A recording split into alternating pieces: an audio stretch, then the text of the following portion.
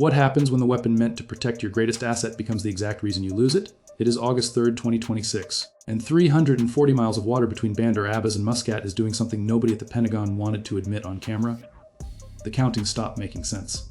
Before we go further, if you want actual tactical context instead of watching sensationalized headlines fly past you, hit subscribe right now. This channel breaks down how global power actually moves. In the spring of 2026, the United States launched Operation Project Freedom.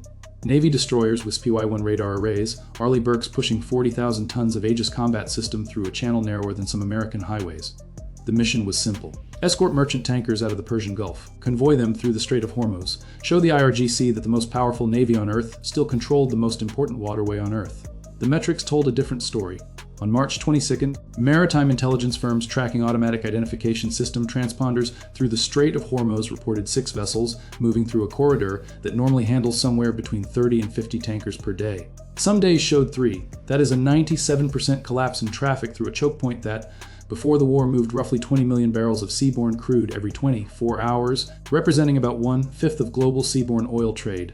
One academic study published in the second quarter of 2026 confirmed the vessel transit drop using both satellite radar and AIS data. 170, 5 transits down to 6. 2 months later, that number barely moved.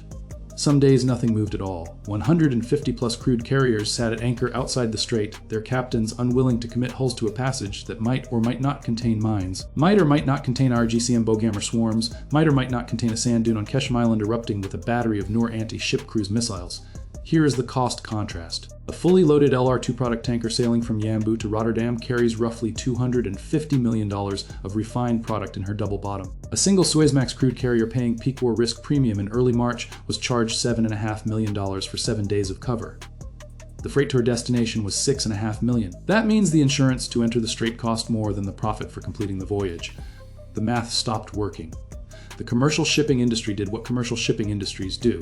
It stopped sailing. Iran's strategy was not a typo. It was theater at the strategic level, executed by a force designed for exactly this kind of theater. The IRGCN had spent 4 decades preparing for a fight in this exact choke point, and the doctrine was never to win a naval engagement against Carrier Strike Group 9. The doctrine was to make the cost of using the strait exceed the cost of not using it, and then wait for the discount of commercial pressure to bankrupt the patience of every insurance underwriter in London and every commodity trader in Singapore. It worked. To understand how it worked, you have to understand the hardware the IRGCN was actually using, because the system is brilliant in the way a cheap trap is brilliant. It costs very little. It forces an opponent to spend a fortune to counter it, and it punishes the mistake of taking it lightly. The anti-ship missile backbone of IRGCN coastal defense is the Noor, a turbojet-powered cruise missile derived from the Chinese C-802 that Iran began reverse engineering in the 1990s after being the first export customer. The baseline export model carries a 160, 5-kilogram high explosive fragmentation warhead. It flies a C skimming profile at 15 meters altitude. It cruises at roughly Mach 0.9, subsonic, just under 700 miles per hour. The operational range depends on the variant. The standard Noor reaches about 120 kilometers. The Noor 2 stretches to roughly 220 kilometers, which is when the missile begins to compare with the American Harpoon in tactical reach. Mounted on coastal batteries on Keshem Island and Larak Island, on mobile launchers along the Bandar Abbas Road network, and on the helicopter pylons of IRGCN Mi-17s parked at forward operating bases, the Noor gives Iranian shore batteries overlapping kill zones across nearly the entire width of the Strait of Hormuz transit lanes. The thing to understand about the Noor is that it represents the cost of intercepting it. A standard missile 2 fired from an Arleigh Burke destroyer costs roughly $2 million. The S-6 costs $4 million. The Noor missile itself is built for a fraction of that, the unit cost widely estimated by FPR analysts at under $200,000 per round, including launcher, fuel, and guidance package. Every inbound missile forces an outbound interceptor. The cost-exchange ratio for the Defender is somewhere between 10 to 1 and 20 to 1, and that ratio is the entire point. Iran does not need to win the missile duel. Iran needs the missile duel to keep happening until the missile duel's replacement cost bankrupts the Defender's intercept inventory. Aegis destroyers carry 120 VLS cells. Some are Tomahawks. Some are SM-3s for ballistic missile defense. Some are ASROCs for submarines. Every standard missile 2 fired at a Noor is a standard missile 2, not available to defend Bahrain, not available to defend the 5th Fleet headquarters, not available to defend Saudi oil infrastructure, not available to defend the Strait of Bab el-Mandeb 40, 500 miles to the southwest, and the Noor is only one layer. The submarine threat in Hormuz is centered on Iran's Gaidir class midget submarine, a diesel-electric vessel that began mass production in 2005, and which the Institute for the Study of War estimates comprise roughly 19 boats in active service. Each Gaidir displaces 117 tons surfaced, 125 tons submerged. She is 29 meters long. She draws less than 3 meters. The hull is so acoustically quiet and so small by naval standards that her acoustic signature reads on a destroyer sonar screen like a piece of coral drifting with the current. She carries two 5.33mm bow torpedo tubes. She cannot stand toe to toe with the U.S. John C. Stennis. She can hide in the muddy littoral bottom in 13 fathoms of water beneath the inbound shipping lanes.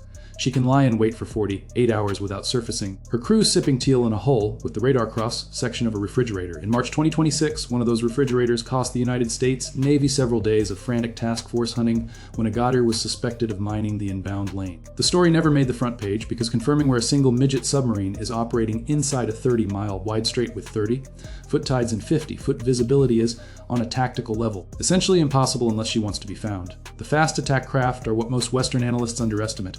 The original Bochammer was a Swedish-built speedboat licensed to Iran in 1984. A 13-meter long-planing hull derived from a Don Aronow racing design. The Territe-class IRGCN version, also designated Seraj in combat configurations, pushes 46 knots. She displaces 7 tons. Her armament on the standard configuration is a bow, mounted dish 12.7mm heavy machine gun, a 106mm recoilless rifle, and a 107mm 12-barreled multiple rocket launcher firing fiend stabilized unguided warheads. Read that again. A 7-ton boat at 46 knots firing 12 rockets a salvo at point blank range against a 16,000-ton Arleigh Burke is not a credible engagement. The boat dies instantly. The engagement is not about defeating the destroyer. The engagement is about forcing the destroyer to react. The destroyer must turn. The destroyer must launch helicopters. The destroyer must burn fuel at 5 knots in a confined choke point. The destroyer must fire her close and weapon system.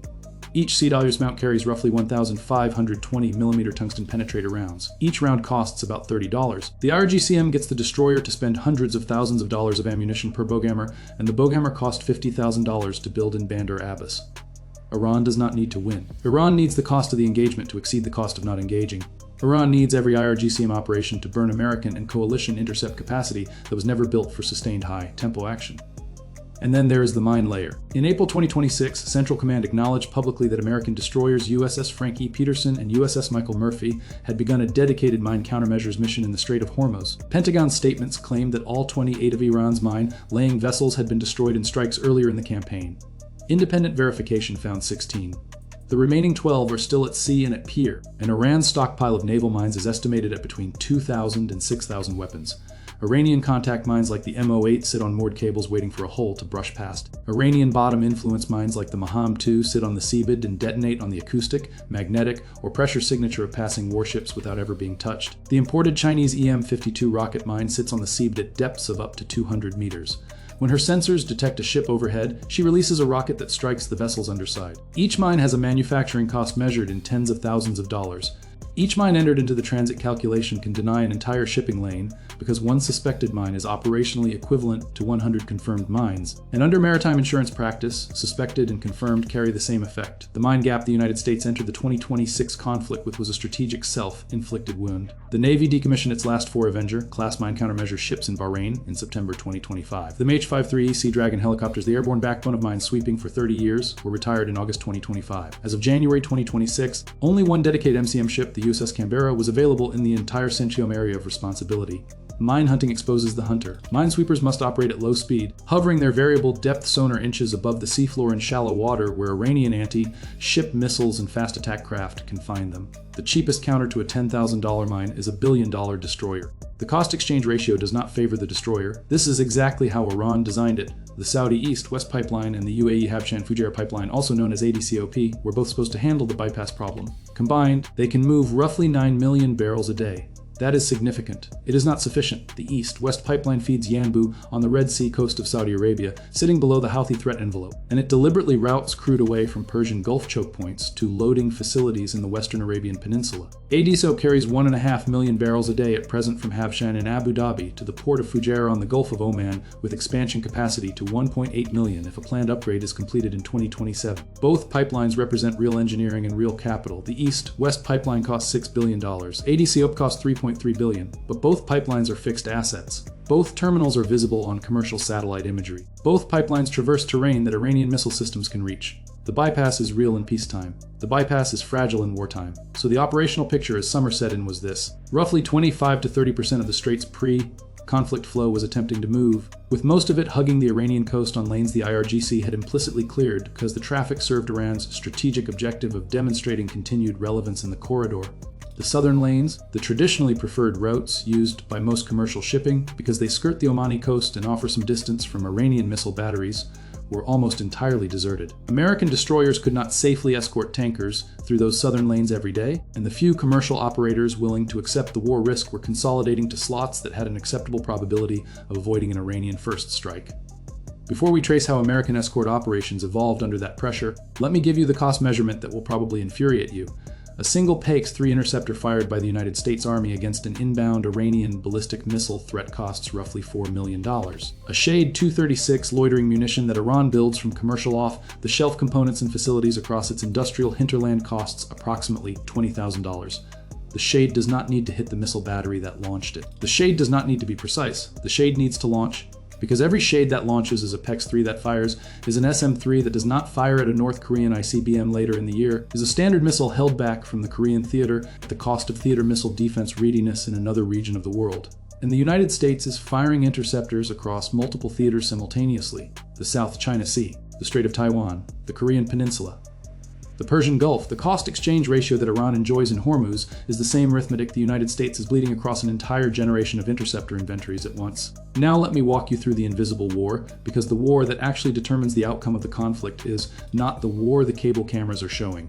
The tanker Savannah Star passed through the Strait of Hormuz on the morning of May 27th, 2026. She was a long-range TWI product tanker flying a Marshall Islands flag. Her Aegis transponder carried her coordinates to 6 satellite receivers overhead and 3 ground station operators at the United Kingdom Marine Traffic Operations Center in Fareham, who logged her progress for the Lloyd's List intelligence analysts in London, who had been tracking her since she departed Karg Island 4 hours earlier. Somewhere in a windowless building at the National Maritime Intelligence Integration Office at Suitland, Maryland, an analyst pulled her track side by side with the Iranian coastal radar picture being fed by a Rivet Joint Signals intelligence aircraft orbiting 200 miles to the south. The picture was clean. No IRGCN Boghammer group had shadowed her from Bandar Abbas. No Noor flight profile had lit up the ELNT receivers.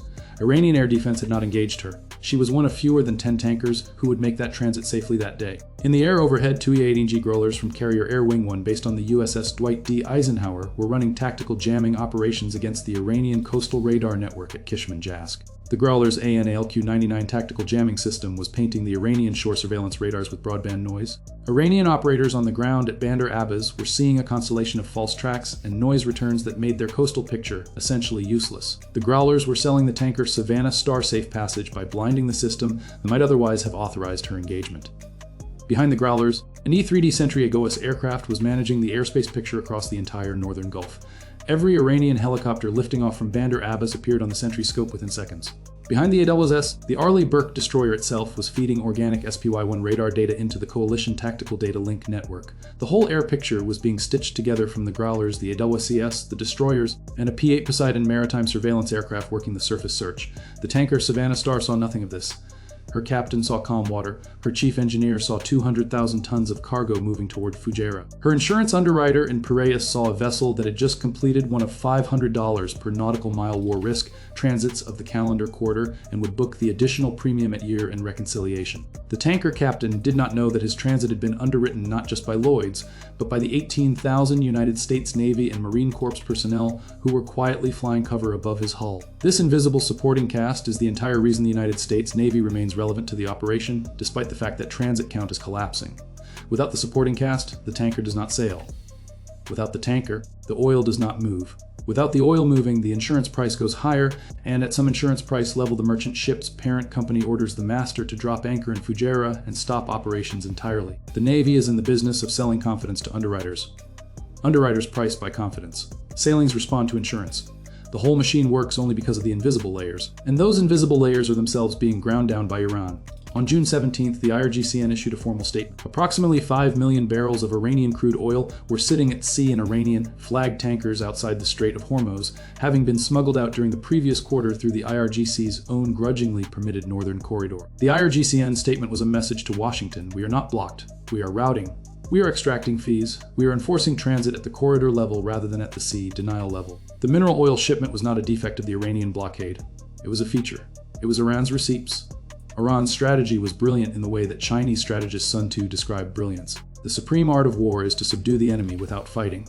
Iran does not need to sink an American destroyer. Iran needs to make the United States lose the ability to convince commercial shipping executives that the strait is safe enough to insure at acceptable rates. Iran needs to make insurance unaffordable. Iran needs to make insurance unaffordable for so long that shipowners remove their vessels from the theater and the global oil supply curve crimps visibly enough to slow inflation prints in Washington, Frankfurt, and Tokyo. Iran needs to slow inflation enough that political pressure blocks further escalation.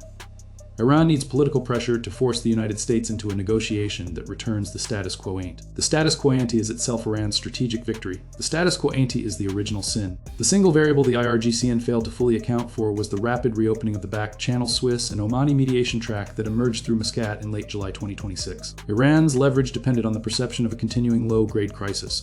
A signed ceasefire or a structured transit agreement at an Omani mediated table would collapse the insurance premium spike. It would reliquify the tanker queue outside Fujairah. It would restore the crude flow. It would defang the entire Iranian escalation campaign. The mediation track is why oil prices reacted in mid-July 2026 by softening on news of negotiation progress, while the physical flow numbers were at their worst of the calendar year. That market behavior is the second uncomfortable truth the script needs to surface because it is not intuitive. From early March 2026 onward, the Strait of Hormuz transits collapsed. Brent crude spiked. On March 8th, Brent broke $100 per barrel for the first time in 4 years. By late March, it was at $126 per barrel at peak. Crude benchmarks on U.S. benchmarks all moved together. Then in late June and into mid-July, when negotiations through Muscat picked up visible oxygen, Brent softened back into the 90s, even while the actual shipping data showed a continuing collapse in physical transits. Goldman Sachs analysts told clients that Brent would moderate to roughly $80 per barrel by year, and if the strait fully reopened. The market was pricing a future where the strait reopened. The market was not pricing the present, where the strait was largely closed. This is the trap the Strait of Hormuz creates for the analyst class. The headline price reflects the consensus probability of resolution, not the physical reality of any given week. A trader's spreadsheet says the war resolves by September, because guesswork says the war has to resolve by September. The cell in the spreadsheet marked physical flow says 3 tankers per day. The trader buys the futures contract that benefits from the resolution and absorbs the risk that the price of the resolution revolt. That absorption is concentrated on the next major news shock whenever it comes. Drop a comment below on how you see this specific strategy unfolding. I read through these and your takes help shape what we investigate next. The escalation backstop that the Iranian government has used most effectively is the threat of expanded strikes against critical civilian infrastructure, including power generation in the Gulf states, desalination plants, refinery complexes, and the multi-modal transportation networks of major bridges. The Iranian message is simple. The transition from bounded conflict to unbounded conflict is a single political decision away. That political decision rests in Tehran. Iranian officials have not framed this as a threat. They have framed it as a description of available action, which is more unsettling in the long run than any specific threat. The United States has responded in kind. Public statements have described expanded strike options, including power generation and bridge networks, framed as a last resort reserved for the contingency in which negotiations collapse. The strategic posture is identical on both sides. We can do far worse to you than we are doing to you. We will not do far worse if you negotiate. The combined effect is to push both governments to a stabilization process where neither side wants the costs of the worst option to materialize, but neither side can afford to absorb the cost of standing down first. This is a moment where structural realism in international relations theory survives its worst critics. The mechanism that ends wars between peer powers is rarely total victory. It is mutual exhaustion measured against domestic political entropy. The United States has the larger navy and the more diverse economy, but it has limited political patience for an extended Persian Gulf campaign producing $200 oil. Iran has the smaller economy and the leaner navy, but it has the benefit of fighting inside its own operational geography and commanding the strategic initiative in a narrow waterway it has spent 40 years learning to defend. The structural realism answer to how the conflict terminates is almost certainly some version of a tiered mediation track that combines Omani-backed channel diplomacy, Chinese quiet mediation via Beijing, possibly Russian mediation via the Astana format, and slow United Nations Security Council engagement that produces a face-saving framework everyone can sign without explicitly admitting defeat. The framework will not resolve the underlying asymmetry that produced the crisis. The underlying asymmetry is a 600-mile wide Persian Gulf in which 1/5 of global seaborne oil traverses 2 shipping lanes inside range of one country's coastal missiles. That is a structural fact of the international system. It is not solvable by treaty. The escalation risk that hangs over the negotiation is the most serious variable nobody on cable news was talking about at the time of this writing because the negotiation was producing visible oxygen. That risk is escalation to a tier of conflict that includes direct targeting of the desalination plants that feed Bahrain, Kuwait, and Qatar with most of their potable water. Desalination plants cannot hide. They cannot move. They cannot be hardened against conventional cruise missile attack at reasonable cost. They cannot be repaired in a week. The destruction of even a single major Gulf state desalination complex would produce a humanitarian crisis measured in days. The political constraint against destroying one is significant. The temptation to use the threat to collapse a negotiation is also significant. The decline and stabilization cycle that has been visible in war risk insurance since March 2026 is itself an indicator of the negotiation's apparent motion. The additional war risk premium peaked at roughly 2.5% of hull value per 7-day period in early March. By late March, it had compressed to around 1%. Some lucky transits achieved 0.8% after factoring in no claims bonuses.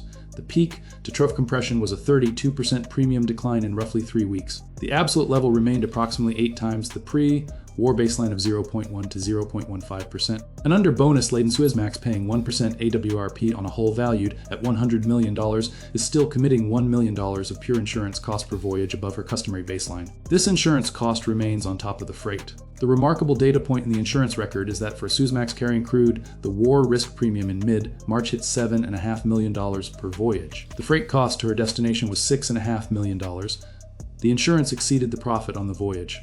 That is the definition of a non-commercial voyage. Any Suezmax owner making that arithmetic in early March either had a politically directed mission, a state-borne insurance backstop, or no interest in remaining in business for another calendar year. For medium-range tankers, the additional war risk premium compressed by late March to roughly $40,000 per 7-day period in the Persian Gulf, 4 times the pre-war level of around $10,000 per voyage. Some older or higher value vessels on the same route paid $80,000 to $120,000. Long-range vessels paid up to $250,000 for the same period. Theographically anchored vessels on companies listed on U.S. exchanges flying American or Israeli flags or having any other commercially significant link to those two governments paid more than the geographic norm.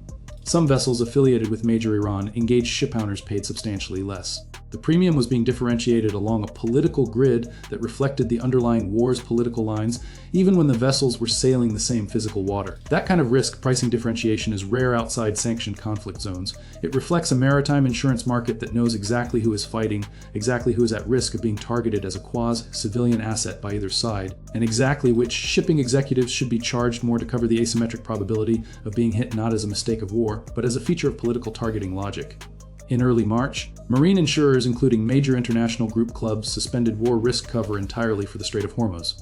The London market pulled back, the Piraeus market pulled back, the Norwegian market pulled back. Governments became de facto insurers of last resort.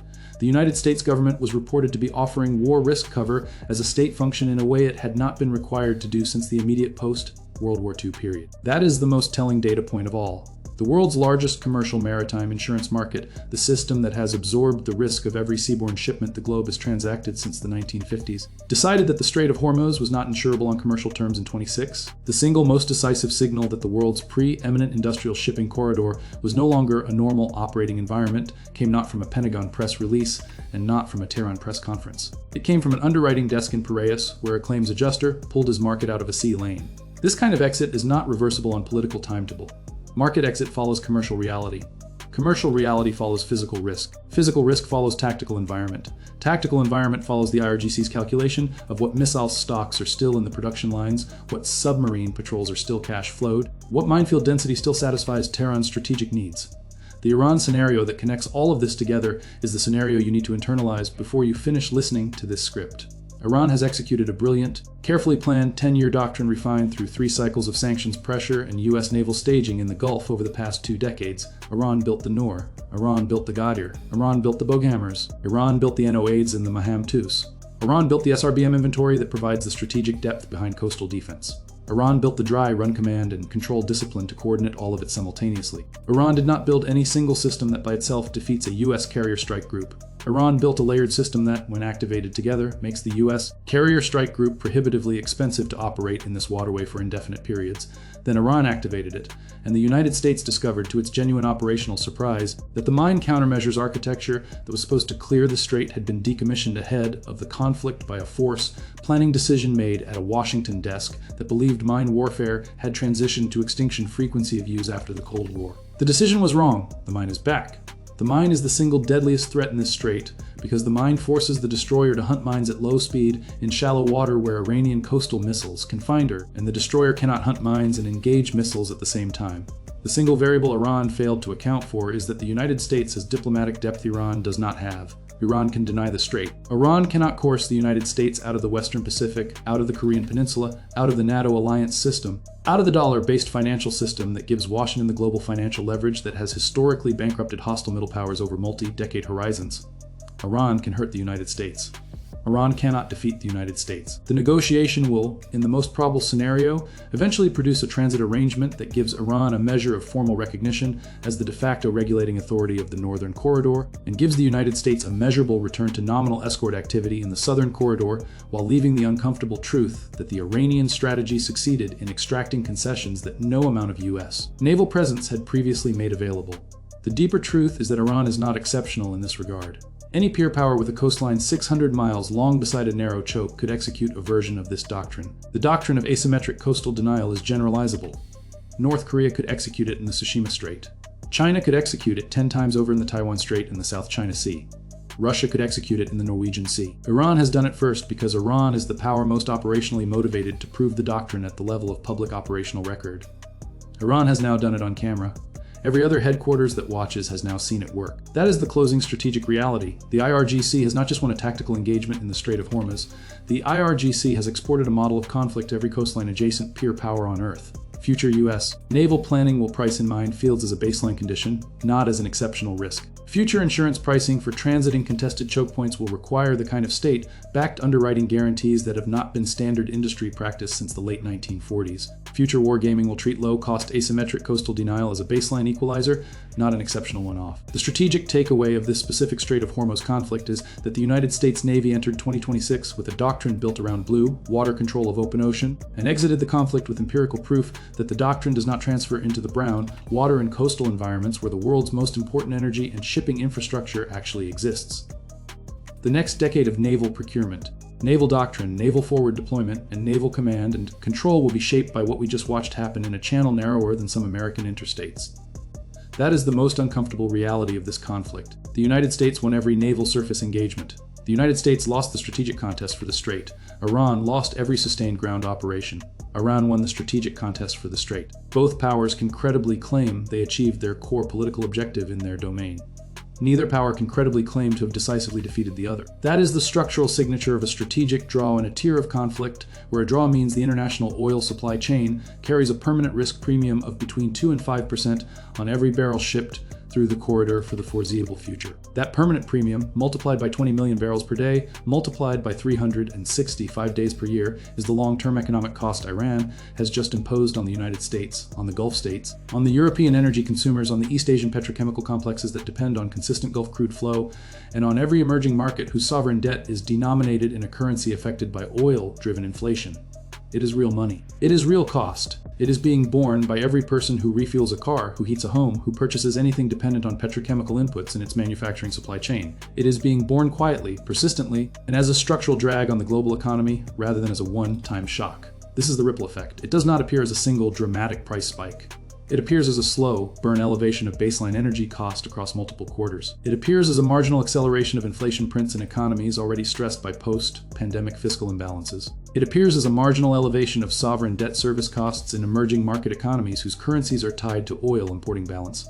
It does not announce itself in headlines. It accumulates in ledgers. The proxy network implications are equally significant. Iran's demonstration of strategic efficacy in Hormuz extends Iranian soft power across the entire axis of resistance, the Hezbollah cell in Beirut, the Houthi missile battery in Sana'a, the Iraqi militia sleeper network in Baghdad, the Syrian regime's residual command structure in Damascus. Each proxy now has a stronger case for renewed Iranian support. The price of that support is paid by the United States and its allies across multiple geographic theaters simultaneously.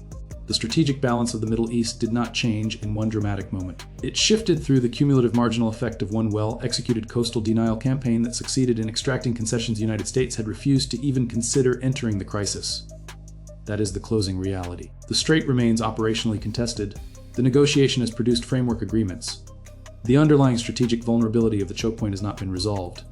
The insurance markets have partially retraced, but not fully retraced. The U.S. naval presence is partially returned, but not fully returned.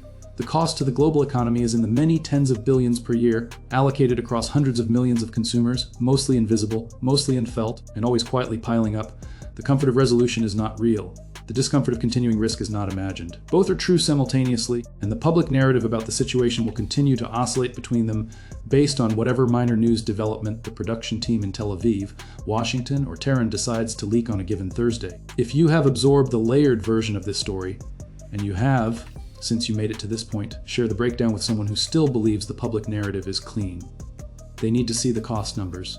They need to see the transit numbers. They need to see that the visible operational picture and the visible public statement do not match, and that the visible gap is large enough to materially affect the price of fuel at their local pump. The world's most powerful navy just admitted, by its own actions, that it does not unilaterally control the world's most important waterway.